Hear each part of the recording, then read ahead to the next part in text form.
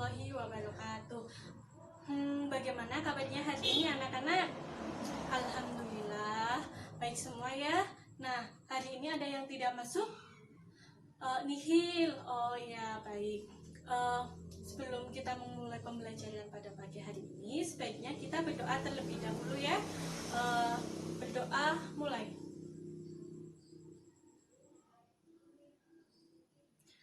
Berdoa selesai.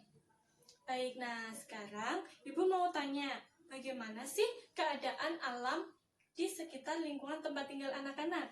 Lalu ada apa saja keadaan alam tersebut? Nah, jadi keadaan alam itu dapat berupa gunung, pantai, pegunungan, bukit, waduk, dan danau maupun sungai dan lainnya. Jadi, keadaan alam tersebut dapat dinikmati di sekitar tempat tinggal kalian. Nah, itu merupakan kondisi fisik Indonesia.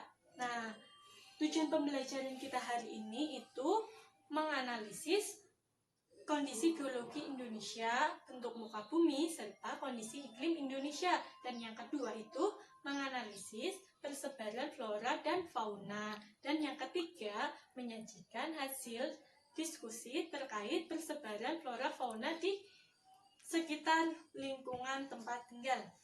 Nah, jadi hari ini kita akan belajar mengenai kondisi alam Indonesia. Apa sih kondisi alam Indonesia? Jadi, kondisi alam Indonesia itu dapat berupa bentang alam yang ada di Indonesia. Nah, kondisi alam Indonesia itu dibedakan menjadi dua. Yang pertama itu ada kondisi fisik Indonesia dan keadaan flora dan fauna Indonesia.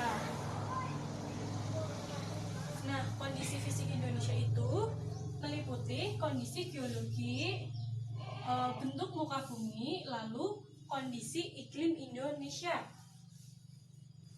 Nah, kondisi geologi Indonesia itu, Indonesia terletak di pertemuan tiga lempeng, yaitu lempeng Indo-Australia, lempeng Eurasia, dan juga lempeng Pasifik. Nah, pertemuan lempeng Indo-Australia dan Eurasia ini menyebabkan adanya pegunungan di Pulau Sumatera, juga Nusa Tenggara. Nah, untuk pertemuan lempeng Eurasia dan juga Pasifik itu menyebabkan adanya pegunungan di utara Papua dan Maluku Utara. Nah, apa sih akibat dari pertemuan tiga lempeng ini bagi Indonesia? Jadi, pertemuan tiga lempeng ini bagi Indonesia itu, Indonesia banyak terdapat gunung berapi yang masih aktif. Selain banyak gunung berapi yang aktif, juga sering terjadi gempa. Lalu bentuk muka bumi Indonesia itu dapat berupa dataran tinggi, dataran rendah, pegunungan, dan juga perbukitan. Lalu iklim di Indonesia itu berupa iklim tropis. Iklim tropis itu yaitu suhu udara yang tinggi sepanjang tahun. Nah, keadaan iklim di Indonesia itu dipengaruhi oleh tiga jenis iklim. Yang pertama itu iklim muson,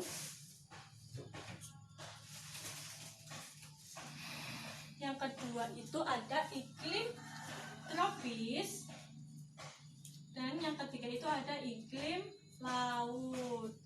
Nah, iklim muson ini berganti setiap setengah tahun sekali atau 6 bulan sekali. Perbedaan iklim di Indonesia ini menyebabkan curah hujan juga berbeda antar satu wilayah dengan wilayah lainnya, sehingga curah hujan di Indonesia itu umumnya 250 mm per tahun. Kita masuk ke materi lanjutannya, yaitu keadaan flora dan fauna. Ibu mau tanya di sini, siapa yang sudah pernah ke kebun binatang? Lalu di kebun binatang itu ada apa aja? Nah, jadi di kebun binatang itu banyak hewan-hewan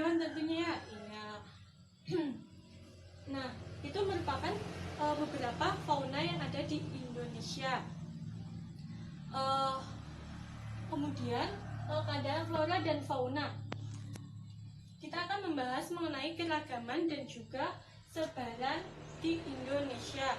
Nah, keadaan flora di Indonesia itu memiliki karakteristik tentunya ya. Jadi keadaan flora di Indonesia bagian barat itu banyak jenis meranti-merantian dan juga banyak tumbuhan langka. Selanjutnya itu ada sedikit tumbuhan minyak kayu putih. Lalu jenis tumbuhan matoa juga sedikit. Nah, sedangkan di wilayah Indonesia bagian timur itu kebalikannya, bahwa jenis meranti-merantian itu sedikit.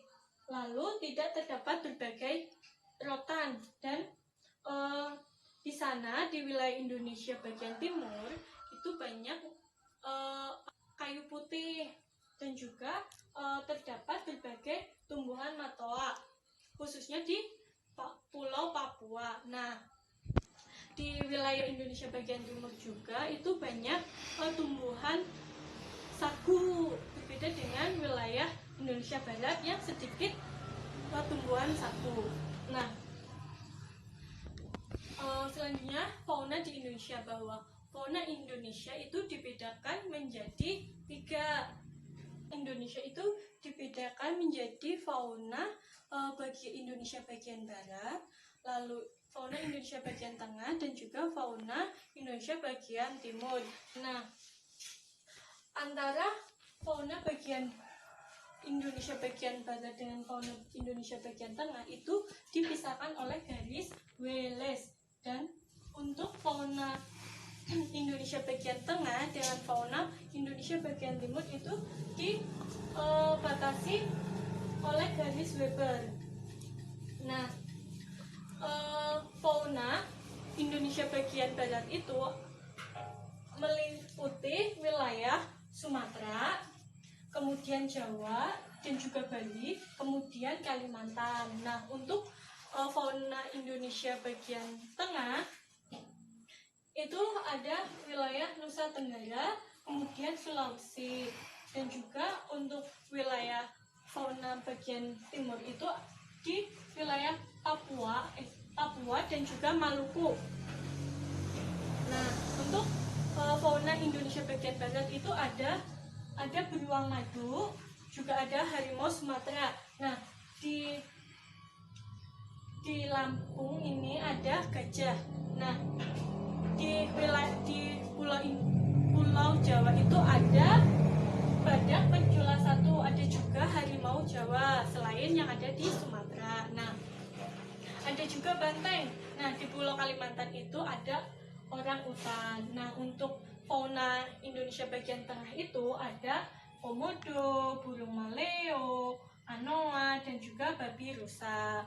Nah, untuk wilayah Indonesia bagian timur itu kebanyakan Indonesia bagian timur itu memiliki burung-burung yang cantik, burung-burung yang memiliki bulu yang menarik seperti burung nuri, burung cendrawasih, kakak tua. Selain itu juga di sana ada kuskus dan juga kanguru atau walabi. Jadi untuk menambah pemahaman kalian, ibu akan membagi kelas kalian menjadi 2 kelompok. Kelompok yang pertama itu membahas tentang persebaran flora, dan kelompok yang kedua itu membahas tentang persebaran fauna. Dan nanti setelah anak-anak selesai mendiskusikan dengan kelompoknya itu bisa dipresentasikan di depan kelas. Nah, selanjutnya kesimpulan pada pembelajaran hari ini mengenai kondisi alam Indonesia itu, bahwa kondisi alam Indonesia itu dibedakan menjadi 2. Yang pertama itu ada kondisi fisik Indonesia, dan yang kedua itu keadaan flora dan fauna. Nah, keadaan fisik Indonesia itu yang berupa kondisi geologi, muka bumi, dan juga kondisi iklim. Dan ini menyebabkan corak dan karakteristik makhluk hidup yang tinggal di atasnya itu berbeda-beda. Nah, yang mempengaruhi persebaran flora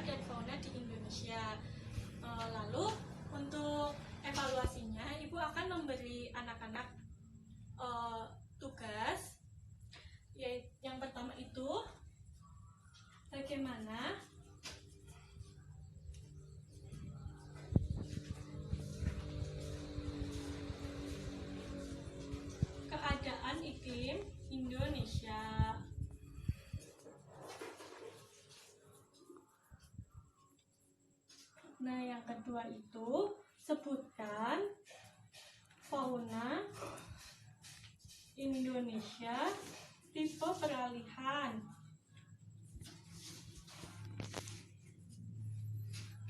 Dan mencakup wilayah mana saja.